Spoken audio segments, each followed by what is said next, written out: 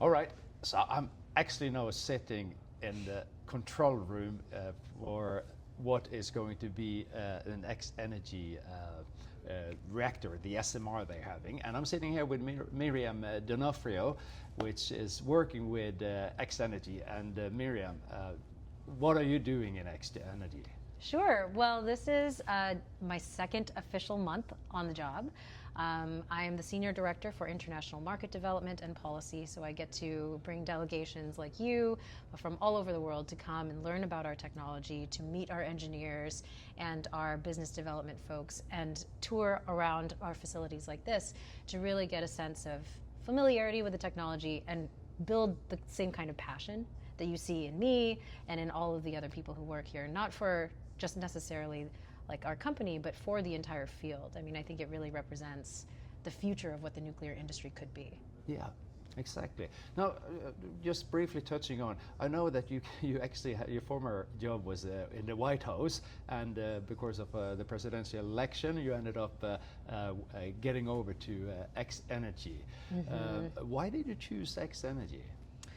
Oh goodness, I did have the privilege of working with many different companies, and I am not a technical person. So in terms of validating the maturity of the design, all of that hard data, you know, I wouldn't be able to tell myself. So what really was the differentiating factor was, apart from knowing the different stages of the technologies, it was really the people who could articulate a vision to me of not just selling a product, but being a thought leader for nuclear power. We want to bring it out of the past. We want to bring it out of the 21st century with its negative associations. And we really want to redefine how nuclear energy sits within a broader clean energy and environmental ecosystem, also an economic system, and an energy dominance and independence system, how it plays an integral role. Exactly, and what X-energy is doing, they're going to build a helium-cooled Pebble bed reactor, nothing less than that. Right, high temperature gas-cooled reactor. Exactly, and what's the difference between that kind of reactor and the classic light water pressurized water reactors? Okay, I'm going to regurgitate everything that the scientists have told me, okay? I think one of the key differentiating factors for us is the type of fuel that our reactor uses. Our reactor, moving away from the Generation 3+ reactors, the light water reactors of the past, we are moving towards a high assay, low enriched uranium based fuel pebble. May I? Yeah, absolutely. Okay, so here's an example right here. I've got our fuel pebble right here. It is going to be a triso pebble in this shape. So this will be the fuel that goes into our reactor core, and maybe you can see the process of a fuel pebble going into the core behind me, and that's what our simulators have on the screen right now. I think Stefan actually tripped some of these reactors. Oh yeah, he did. He tripped at least three of the 4. Yeah, exactly. He thought that was very funny. Stefan is the chief engineer in our company, and he's the nerd. But he liked to turn that switch and actually trip the reactor. He loved it. He loved it. He absolutely did. And so what you can see is the pebble that is the containment mechanism for our reactor. What is containment? Containment refers to keeping in the radionuclides that also power the reactor, but keeping them safe and contained within an impermeable system so that we are both powering the reactor and protecting humans in a safe and secure way from any sort of potential side effects that are just naturally part of working with fissile material. So the pebbles, not only are they cute and unique, and we have nice little stress balls that are the same size as the pebbles, so we'll try to get some to you. Perfect, thank you, I would love that. But this really is a novel step forward for the industry in the design of this proliferation resistant, melt-proof fuel for the industry too. So I really think that with this reactor that we are trying to build right now, then it will define those new parameters and make nuclear just inherently much safer than it has been perceived in the past, on par. The goal is to make it on par with any other energy source. Yeah. We want you to be talking about nuclear the same as you would be talking about wind, solar, oil, gas. It's just part of the energy mix. Yeah, and I think like nuclear power is very safe the way it is now, and any The new safest. reactors are the safest, and the new reactors that are being built are even safer. But there is a perception from people that there could happen a meltdown, right? And so I think the psychologists are aware of this thing, that it's difficult for people to perceive the difference between that something could happen and the likelihood that something will happen. So it's always a worry that people have. We have Chernobyl, we have Fukushima, 3 Mile Island. So, and that is the interesting thing there is that, and I brought that with me from Norway by pure accident, but this is sort of like the standard fuel pellet, right? Now, I'll give it to you so you can compare them in your hand there. So if you show the difference. So there you have a pellet with the enriched uranium that is going into the fuel rods in the standard reactors. And if you hold up the ball there, you see the difference there is that this is like contained, the uranium is contained within the pebble, so you don't stand the chance of a meltdown. You actually, you have it there. And there here's a better comparison actually. So the pebble itself, this pebble, it actually contains at least 19,000 smaller kernels. And it's those kernels that contain the uranium. But it's not just uranium kernels. They're surrounded by additional containment layers as well, so that the uranium kernels themselves are less than 0.5 millimeter in diameter. And there are 19,000 of them that are suspended equally in this graphite matrix that is also the moderator, the containment mechanism within this pebble. So imagine, how would you even think about getting that out? Like, it's impossible. Well, anything is possible, but this is the fuel that we are working with now. Exactly. No, so that, I think this is very exciting because within the municipality of Austrheim in Norway, we have started a collaboration with the South Korean company DL Energy and X Energy, the American technology company that are going to build these reactors. So we've actually had X Energy over in Austrheim municipality. We've been talking to them there. Excellent. I had a meeting with Clay Ellis, the CEO of the company in London, and I'm very excited to see that after we started that collaboration, Amazon came on board and invested several $100 million. We do see the tech companies now are investing in nuclear power, and particularly SMRs, because I think that's a possibility to have off-grid solutions. And I find that really, really exciting. But what we can also do then is, because of the high temperature, we can use it for industrial processes. Absolutely. So it gives opportunities.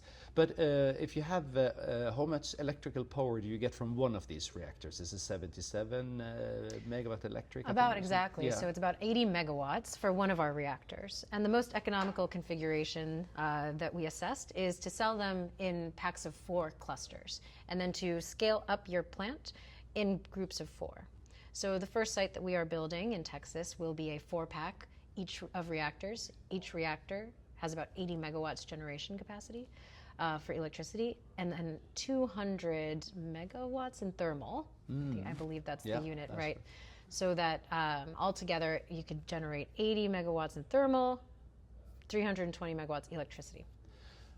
Which is great. So you can actually put the 4 of these together, and then you can do maintenance and fueling almost constantly.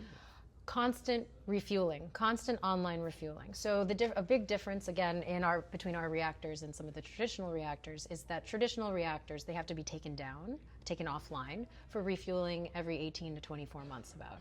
This reactor, you are constantly refueling it. You never have to take it offline. It is an automatic process.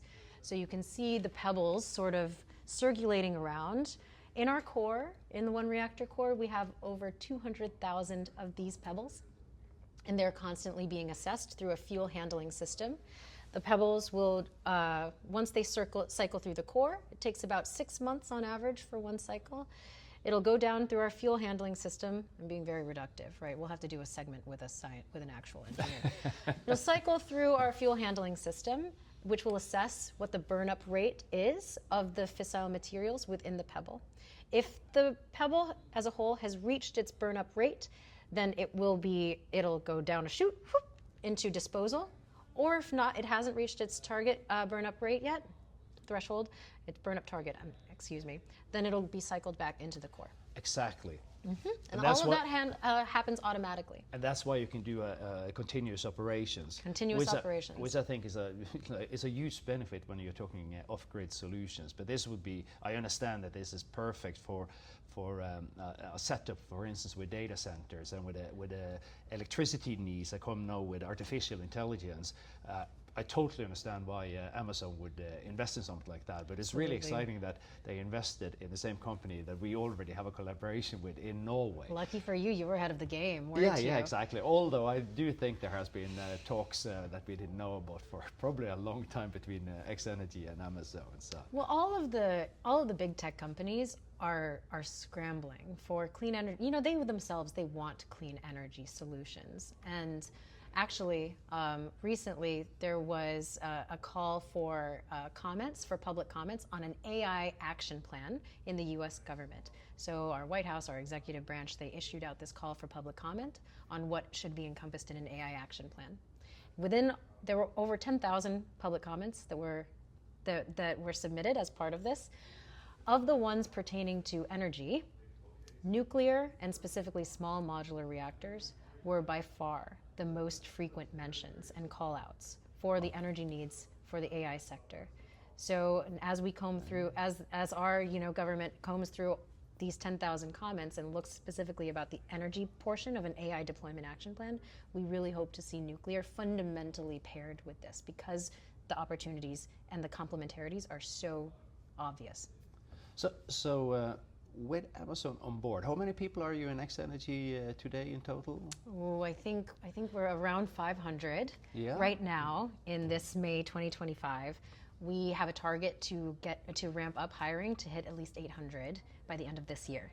And with the new investment that happened now, that is facilitating that. Absolutely, absolutely. That was a game changer. You know, it really lit a fire behind us to be able to ramp up the engineering capabilities, the contracting capabilities, the business development capabilities that we need to deploy at the scale that Amazon is expecting from us. So that announcement, that injection of capital that we had in October 2024 was also coupled with an announcement. And the announcement was that we commit to working with X-Energy to deploy at least 5 gigawatts of nuclear energy for data centers by 2039. That translates into 64 reactors. Yeah. 60. How many have we built in the United States? How many? It's like one in the past 20 years. Exactly. But this is worldwide. It's like things are not happening. But what we are seeing now is that Russia and China are building nuclear plants very fast, and I think there is a need for the Western world also to pick up on the speed. There is a discussion about climate, but there is also a big discussion on energy security. And I spoke with. We had a meeting today with the Ministry of what is it called? Department of Commerce.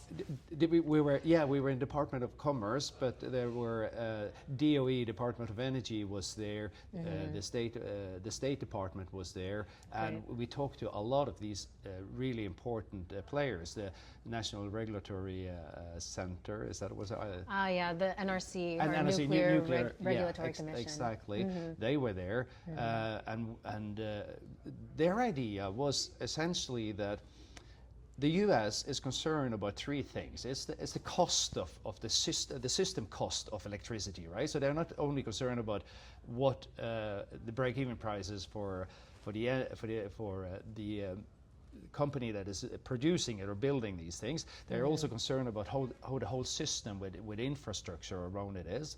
Then there is, of course, the sustainability aspect with use of nature, taking care of the environment. So, of course, nuclear takes very little land area. Absolutely. But what they said very clearly was that the most important thing is energy security. And we just had a big blackout in Spain illustrating how important it is to have a stable, reliable system. So I think this is a big part why the US is now going to triple the amount of nuclear power by 2050, which means 100 extra gigawatt of SMRs. That's right. Tripling nuclear energy in the United States would look like an additional 200 gigawatts from the about 100 operating gigawatts that we have right now. That would translate into building at least 11 gigawatts per year over the next 30 years. Yeah. It's incredible. It's never been done. Yeah. We did it once. I mean, the rate of construction, I think in the past, maybe in the 60s, we reached maybe 14 gigawatts or so. But that was 50 years ago. That was so long ago that we have to build our expertise from scratch. But we have an opportunity to start over and do it better than we did before. So everything that you've seen today here, this is a control room that doesn't exist anywhere in the world in the nuclear industry. Nothing is this automated yet. So we are defining new parameters for our control rooms, for our electronic systems, for our training programs. I saw when we talked earlier, there was you have one of the employees that actually come from with a psychology background, because it is so important. He was talking about the colors of the screens, how it affects people, adding with the virtual reality that we also got a demonstration of how they are thinking of adding smell to it. So because they said kids remember smells, and this is like the strongest thing that you can associate things with. So it becomes so advanced. I'm really looking forward to seeing that. But when is the first reactor going to be built, and where is it going to be built? Not soon enough. We are building with Dow. We expect our Seadrift facility in Texas. To be online in the early 2030s. So that is the timeline we are all working towards. We have our construction permit application in with the Nuclear Regulatory Commission, and that's the first major licensing milestone for a nuclear project. So now that that's in, that's huge. It's a huge critical path item. So now we expect about a 24-month review process that the NRC has to go through. Exactly. And that's just, that's part and parcel of the whole deal. We hope that they'll accelerate that, because we've been constantly communicating with the NRC over the past 6 years, 6 years of pre-licensing exchanges, writing topical papers with the NRC, working with them on the parameters of the reactor, so that now that they have the actual application in their hands, there are no surprises. Exactly. Now I'm just going to lift this one up a little bit and show. We can just sit here and I'll show it around. Look at this control room. It's just amazing. It's like 4 reactors. There are all these panels keeping the overview, and it's quite advanced what is being done here. So now I think this is you can't get a sense via the podcast, but it's a very calming environment. Yeah. Right. It's quiet. Yeah. It's this comfortable. is a calm room. I can see how this is working. It's not supposed to be very exciting to sit in one of these control. It's not supposed to be, right? That's actually a problem that our training folks identified. If the reactor is operating correctly, this should be the most boring place ever. So how do we keep them comfortable? How do we keep the control room operators comfortable, engaged? So this is all part of the human experience that we're fundamentally attuned to. No, I think this is absolutely great. And just before we end, going briefly back to your former position, I know you told me that you're concerned about climate. You don't think things are going fast enough, and you really want to contribute to helping out. But you actually worked in the White House for how long did you work there? 2 years. 2 years, and you have flown Air Force One, haven't you? I did fly in the support plane. There's Air Force One, and then there's where the president flies, and then his cabinet, and then you have the staff plane too. That's an exact replica. So we do get to sit in the lap of luxury if we're flying with the president. Oh, fantastic! So nice. you were flying with the president to where did you go? We went to Angola. Yeah. Angola for his last overseas trip as president. And that was really to promote, I loved this actually, it was to promote a flagship program through our Partnership for Global Infrastructure, wherein we, the United States and Exim Bank, the Development Finance Corporation. We met Exim today as well, actually. Oh, great. They love nuclear. Yeah. Exim loves nuclear. Oh, absolutely. So they can provide money as well. Yeah. We're going to do, I think we're going to have to do a small little extra podcast on that one. So we can leave it at that for now. But thank you, Miriam, so much for showing us the facilities here and we got a chance to meet with some of the employees and we got to see what they are doing. So I'm really excited about this. I am too, and it's been a pleasure. I'm so glad you got to come to see our simulator, and you're welcome anytime. Thank you. Everybody Thank you so much.